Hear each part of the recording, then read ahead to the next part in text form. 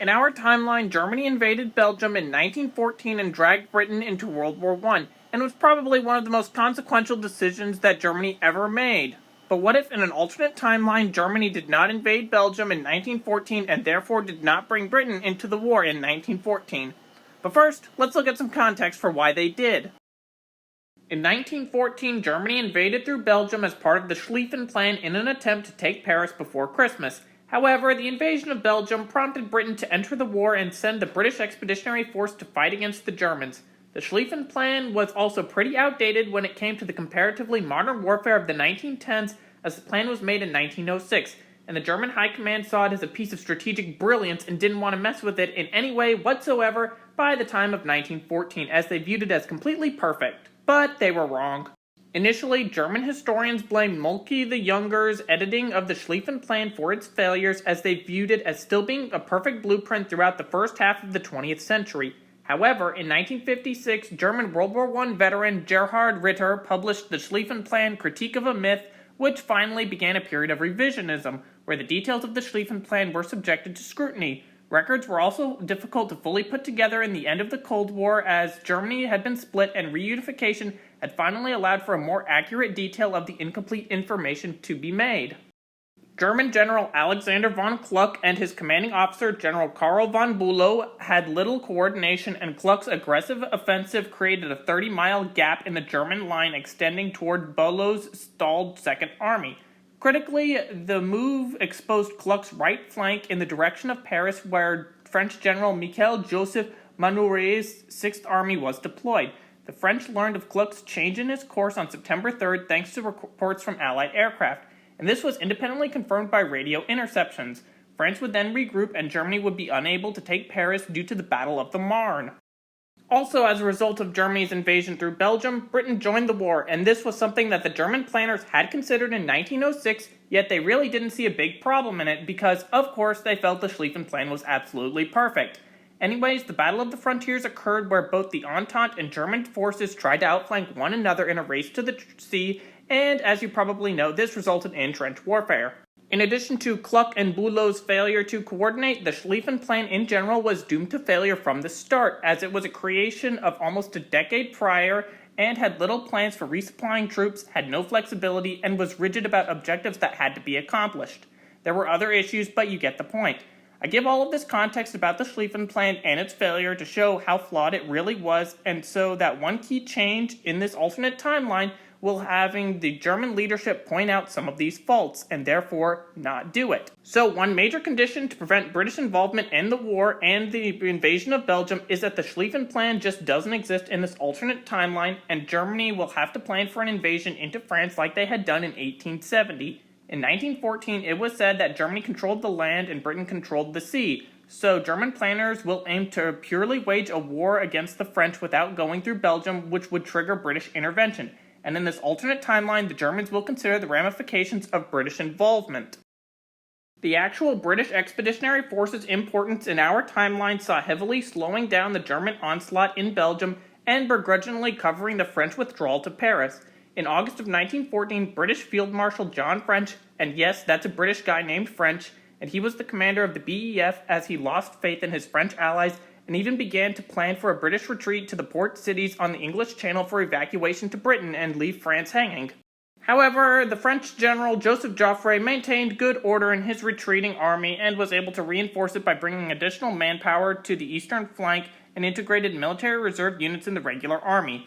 And by early September, the Franco-British forces outnumbered the Germans, who were exhausted after a month-long campaign and had outrun their supply lines. And of course, the Germans were suffering from shortages, and this was a result of the miracle of the Marne and all of the flaws with the Schlieffen Plan. But in this alternate timeline, Britain and Belgium are not in the war, at least for a while in Europe. The BEF is not on the Western Front to fight against Germany, which ordinarily I would say causes France to capitulate in 1914. However, Germany is not invading through Belgium to cut off many French units and charge towards Paris. It might be possible for a French capitulation in 1914, although this is highly unlikely as the French army had expected a German attack along the Franco-German border as it happened in 1870, which is what they are doing in this timeline. But if Germany had somehow been able to defeat the French in 1914 in this alternate timeline, then they would only be at war with Russia at the moment, which would present its own initial difficulties. But I'm going to save that for a separate video about if the Schlieffen Plan had been successful. However, I believe that the Germans would be bogged down against the French army on their way to Paris past 1914, even without the BEF to cover a French retreat, which still occurs as it did in our timeline. But you see, the French withdrawal will not be as drastic as it was in our timeline without a German invasion through Belgium, as Germany is giving up that aspect of the campaign in exchange for keeping the British Empire temporarily neutral and not touching Belgium. There's a potential German victory in France in 1915 or 1916 if the British don't join the war, which is somewhat up in the air.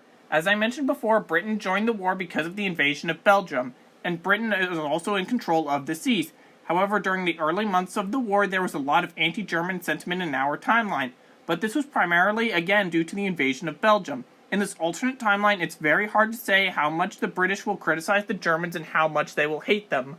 The big question is, when will Britain join the war? I feel like they would join even without the invasion of Belgium, and it would primarily be after a great German push against the French sometime in 1915. I say this because Germany is proving itself to be the rising European hegemon, while Britain is the current hegemon, and in a situation like that, war becomes somewhat inevitable, especially in early 20th century Europe, so the existing hegemon can maintain its position. Additionally, in 1915, the Ottoman Empire committed the Armenian genocide, and that would probably also get Britain involved in the war, as pretty much the entire world hated the Armenian genocide, and Turkey, up until this day in 2024, still denies that it ever happened, even though it did. Once that declaration of war from Britain comes, all bets are off regarding Belgian neutrality, as Germany would then invade the country. This would cause the French and British to stretch their forces even further in an alternate race to the sea, as German reinforcements come to their positions and aim for another offensive against Paris, which knocks out many Entente divisions, but results in a continued stalemate, at least for now. Meanwhile, on the Russian front, during this entire period, the Germans have been initially losing in the early months against the Russians, and that might be further exacerbated by the commitments to the alternate Western Front. However, I believe that it wouldn't be enough to save Russia from being in a state of constant defeat after the Battle of Tannenberg. Overall, I think that Germany would eventually defeat France in 1916 or 17 before America can even think about joining the war. But an exhausted Germany would now have a lot of commitments regarding how to act as Europe's new hegemon and how to govern regions which are less than happy with German rule as Bolshevism starts to become popular in the East and in France itself following a heavy loss. Everything in the post-war world would be very difficult to accurately predict with this alternate German victory. However, here's one possible scenario.